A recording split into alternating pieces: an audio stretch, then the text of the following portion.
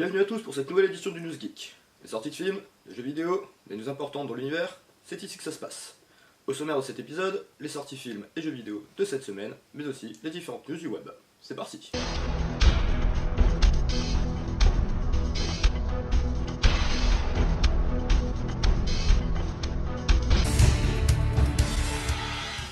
Commençons par les films et les sorties habituelles du mercredi.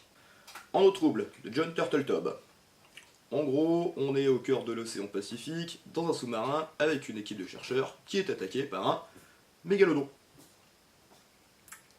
En gros, le mégalodon, c'est un putain de grand requin sa mère, de au bas mot 23 mètres de long. Beau bébé, quand même. Du coup, bah clairement pour moi, je sens que ça va être un gros remake mal dosé des Dents de la Mer. Du coup, ben celui-là, moi, personnellement, j'irai pas le voir au cinéma. Après, vous faites ce que vous voulez, hein, mais moi perso, je vais pas aller le voir celui-là. Hein. Passons à Alpha de Albert Hughes. En Europe, il y a 20 000 ans, durant l'ère paléolithique supérieure, un jeune homme part braver une nature dangereuse et inhospitalière afin de retrouver le chemin de sa tribu. Sceptique à la base, j'ai vu le trailer, j'ai plein envie d'aller le voir. Franchement, je sais pas pourquoi, mais j'ai envie d'aller le voir. Et directement au cinéma, hein, attention, qu'on se le dise bien. Passons maintenant à l'un des 3 films pas que j'attends le plus, mais presque. Alors le premier, il va vous étonner sans doute un petit peu, mais c'est Lucas, de Julien Leclerc. Avec en guest Jean-Claude Van Damme. Alors franchement, sur le papier, ça sonne pas bien. Bon, c'est quand même JCVD dont on parle, hein. Généralement c'est pas le mec connu pour faire des trucs sérieux. Mais clairement ce film-là, il a l'air quand même assez noir, assez sombre. Et franchement, j'ai regardé le trailer et JCVD il claque là-dedans. Pour une fois, il a pas le rôle d'un teubé. Bon, ok, c'est ah je te tape sur la gueule. Mais clairement, au final, non, je pense qu'il peut y avoir quelque chose de bien derrière. À voir. Mais franchement, ouais, j'attends quelque chose de ce film. Après avoir vu le trailer, j'attends vraiment quelque chose. J'espère pas être déçu. Passons à Black Klansman. J'ai infiltré le Ku Klux Klan. De Spike Lee. L'autre, c'est le deuxième film que j'attends le plus. Et celui-là, il promet vraiment d'être sale. C'est tiré d'une histoire vraie qui se déroule au début des années 70, donc au moment où les émeutes raciales éclatent dans les grandes villes des États-Unis. Et en gros, un Afro-Américain devient flic. Du coup, ça plaît absolument pas dans la brigade. Et pour rester dans l'histoire, eh ben, il va frapper un grand coup. Et pour frapper ce grand coup, eh ben, il va infiltrer le Ku Klux Klan et le démanteler. Voilà. Je pense que clairement, ça peut vraiment être pas mal à regarder. Le dernier film que j'attends énormément, c'est un film d'animation qui s'appelle Silent Voice. Alors, franchement, sur le papier, bah, ça raconte juste l'histoire de Nishimiya, une élève douce et attentionnée qui, chaque jour, est harcelée par Ishida car elle est sourde. Bah, dans le fond, moi, ça me fait repenser à un autre film. Un film que j'avais vu il y a quand même pas mal de temps, qui s'appelle June, la voix du cœur. Bah, ce film, je l'avais trouvé vraiment beau, alors que sur le papier, ben, pareil, ça sonnait pas bien en fait. Ça sonnait vraiment petit cucu, la praline. Oh, oui, des licornes partout, c'est tout beau, c'est tout rose. Et ouais, non, je pense que ce film peut vraiment être pas mal. Pour avoir regardé le trailer, je suis pas une penelle, mais j'ai eu une petite larme quand même. Ça a l'air d'être vraiment beau. Donc du coup, pour terminer cette petite partie film, je vous propose de passer à l'enfance. Parce que là, cette semaine, il y a un film qui sort sur Sam le pompier. Alors, si vous avez des enfants, si vous avez des petits frères et des petites sœurs, très clairement, vous n'avez pas pu passer à côté de ça. Hein, Sam le pompier, a priori, c'est le dessin animé du moment. Perso, moi j'ai connu ça grâce à mon petit frère, sinon ça me disait absolument rien. Du coup, pour Sam le pompier, ben, en fait, ils en ont fait un petit film, donc qui sort mercredi, et ce jusqu'en octobre. Il sera au cinéma jusqu'en octobre. Donc du coup, si vous voulez aller le voir, faites-vous plaisir, hein, petite sortie familiale, et puis voilà, ça peut être pas mal. Voilà, donc c'en est tout pour les films, passons maintenant aux jeux vidéo avec Shenmue 1 et 2 qui ressort en version remasterisée sur PS4, Xbox One et PC le 21 août. En gros, c'est exactement le même jeu, sauf que l'interface, elle est plus belle, il y a un tout nouveau système de contrôle, mais clairement, on a toujours le même plaisir à y jouer. C'est Shenmue quoi. Par contre, du coup, il n'y a pas de Shenmue 3 cette année, il devait y en avoir un, mais au final il a été reporté à l'année prochaine. Tant pis. Passons à Guacamelee 2. Alors c'est un petit jeu d'action, de plateforme, bidon, où en gros on incarne Juan Aquagate, un luchadoré, qui découvre que Mexico est en danger. Mais il n'y a pas que Mexico. Non, non, non, c'est carrément l'espace et le temps qui est menacé de destruction totale. Du coup, ce petit jeu est disponible sur Steam et PS4 à partir du coup du 21 août. Passons maintenant à Tracklab. Comme son nom l'indique, c'est tout simple. En gros, vous créez vos petites musiques avec l'aide du casque VR de chez Play et les PS Move. Pour aussi suivre et résoudre des petits casse-têtes musicaux qui vont vous apprendre les bases du jeu et débloquer des nouveaux rythmes que vous pourrez donc réutiliser derrière pour faire créer vos propres sons. Ce sera disponible uniquement sur PS4 à partir du 22 août. Super Life of Pixel. Donc c'est un petit jeu qui va vous faire revenir dans vos souvenirs pour les plus vieux d'entre nous. Avec ses 19 niveaux très vintage, ce jeu est un véritable petit musée du jeu vidéo.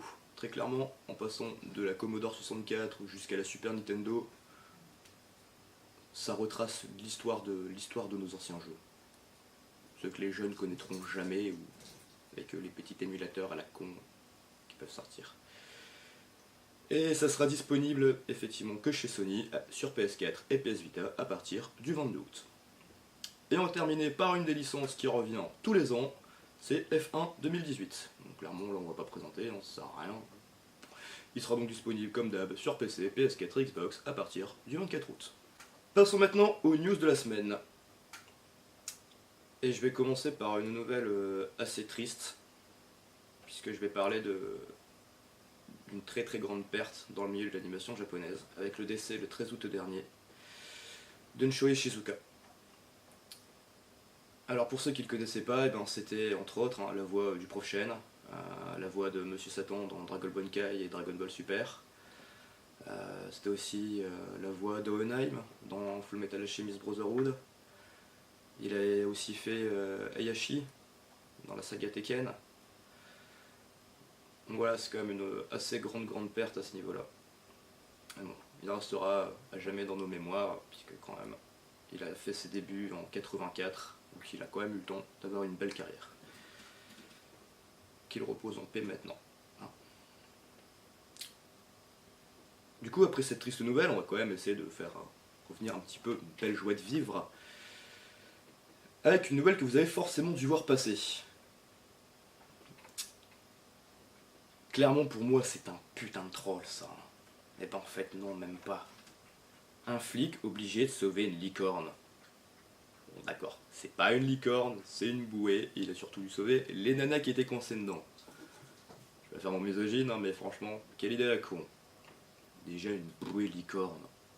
Ok, ça fait fureur. Mais merde, une bouée licorne. Non. Non, non, tu fais pas ça. Tout sauf ça. Ah bon. Dans tous les cas, la situation devait bien être cocasse, et ils ont dû vraiment bien se marrer, les flics. Autre nouvelle qui a fait énormément de polémique, celle autour du célèbre joueur streamer Ninja. Alors, le 11 août dernier, il y a eu une interview de Ninja qui a été publiée par le site américain Polygon.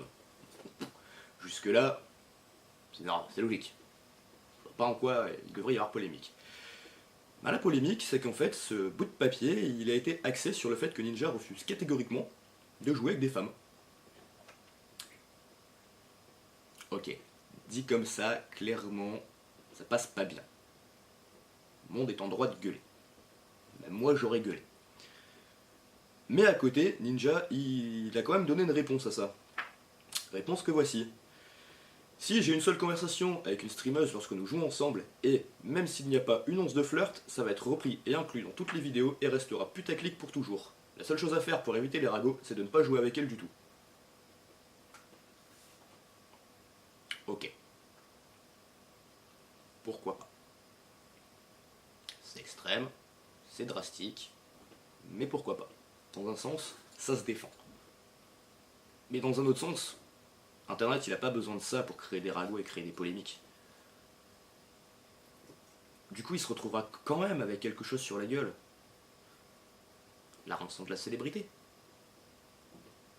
Ah bon, en tout cas, là, il est en train d'en bouffer cher dans la gueule, et puis, ben voilà. Du coup, moi, j'aimerais bien savoir ce que vous en pensez de cette petite polémique. Savoir si vous êtes dans son camp, ou si vous êtes d'accord avec lui sur le fait qu'il doit arrêter de jouer avec des streamers, qu'il doit arrêter de jouer avec des nanas, qu'il doit arrêter de streamer avec des nanas, parce qu'il a bien parlé de stream, et non pas de jeu. Je pense qu'il joue avec des nanas quand il est hors stream, il y a moyen. Mais quand il est en stream, là, il joue pas avec. Moi, j'aimerais bien savoir votre avis. Donc vous pouvez me dire dans les commentaires, m'expliquer pourquoi vous êtes d'accord avec lui, pourquoi vous n'êtes pas d'accord avec lui, et puis débattons. Dernière news assez cocasse du web, c'est l'histoire de Shen Sanyan, un Taïwanais de 70 ans, qui joue à Pokémon Go. Jusque-là, vous me direz, c'est Pokémon Go quoi. Oui, sauf que lui, il joue avec Pokémon Go avec pas moins de 11 smartphones en même temps. Clairement, le mec, il a du courage. Ils sont tous attachés à son vélo, et puis il joue comme ça. Alors là, il a prévu de passer de 11 à 15. Quand même, il a du niveau, le gars. Il faut savoir aussi que tous ses comptes sont level max. Tous. Et franchement, ce mec est quand même capable de jouer 20 heures d'affilée par jour. Mais il peut le faire ça tous les jours, sans aucun problème. Moi je dis franchement, à 70 balais, respect. Le gars il se balade comme ça à vélo toute la journée pour chasser des Pokémon. Il a quand même 70 balais. Imagine ton vieux, nos vieux là à nous, 70 balais, mais les trois quarts ils feraient même pas ça. 20 heures de vélo par jour. T'imagines les mollets qu'il a le gars? Moi j'ai respect, franchement respect. Mais en vrai s'il fait ça c'est surtout parce qu'il a un but. Il est souffrant d'Alzheimer et il pense, et potentiellement a raison, que ça va entraîner son cerveau et que ça va atténuer les effets de la maladie sur son corps. Je suis pas médecin, mais écoute, l'un dans l'autre, j'ai lu des études là-dessus, et pourquoi pas? C'est un jeu comme un autre, ça va effectivement entraîner son cerveau. On verra bien. Maintenant, pour rester un petit peu dans la science, on va parler de cette dernière news qui a fait beaucoup fureur au final, mais qui aurait dû, puisqu'au final ça se rattache carrément à l'étrange histoire de Benjamin Button. Est-ce que ça vous tenterait de rajeunir, pour les plus vieux d'entre vous? Ou est-ce que ça vous dirait de ne plus vieillir du tout? En gros, atteindre l'immortalité. Là, c'est une chose qui a toujours fait rêver depuis toujours. D'ailleurs, je vais peut-être vous laisser un petit sondage là-haut, on va pouvoir trouver juste au-dessus de ma tête, pour savoir si vous aimeriez bien rajeunir, ou arrêter de vieillir, ou acquérir l'immortalité, ou pas. Et puis si vous voulez me laisser en commentaire pourquoi vous voulez accéder à l'immortalité, ou pourquoi vous en voulez pas, faites-vous plaisir, on pourra à nouveau débattre sur ce sujet-là, et ce sera avec grand plaisir. Et bien donc, si maintenant je vous disais que l'immortalité est potentiellement en bonne voie, alors clairement, ça sera pas pour tout de suite, faut peut-être pas abuser non plus, ça sera sans doute déjà tous morts à ce moment-là, mais bon. L'un dans l'autre, cette nouvelle étude, sans rentrer trop dans les aspects scientifiques, elle est quand même assez prometteuse. En gros, les cellules responsables du vieillissement, ça s'appelle des cellules sénescentes. En gros, ce sont des vieilles cellules qui du coup fonctionnent plus trop bien et qui empêchent les cellules encore saines et jeunes à côté de pouvoir fonctionner correctement. En gros, dans cette nouvelle étude, on prend une cellule, on lui injecte une molécule spécifique, et cette molécule, elle dégage une infime quantité de sulfure d'hydrogène. Alors, en grande quantité, le sulfure d'hydrogène, c'est toxique. En infime quantité comme ça, a priori, ça rajeunit la cellule. Et ça inverse même son processus de vieillissement. C'est-à-dire que ça la rajeunit de quelque temps. Bon alors dit comme ça, clairement ça paraît simple. Sauf que là, les tests, ils ont été faits sur une cellule. Peut-être deux, peut-être trois. Pas sur un corps humain entier. Et comme je vous le dis, le sulfure d'hydrogène, c'est quand même toxique. Du coup, pas sur une cellule, ça passe. Mais sur toutes les cellules du corps humain, il y a de fortes probabilités que les quantités de sulfure d'hydrogène qu'on aura dans le corps augmentent en même temps, et donc du coup, que ça devienne toxique et que ça ait l'effet complètement inverse. On verra bien avec les années ce que ça nous dira. C'est donc sur cette dernière nouvelle que s'achève cet épisode. Vous pouvez liker, commenter, surtout n'hésitez pas. Vous pouvez même partager la vidéo si vous en avez envie. En tout cas, on se retrouve donc dimanche prochain pour un nouvel épisode. C'était Vico. À bientôt!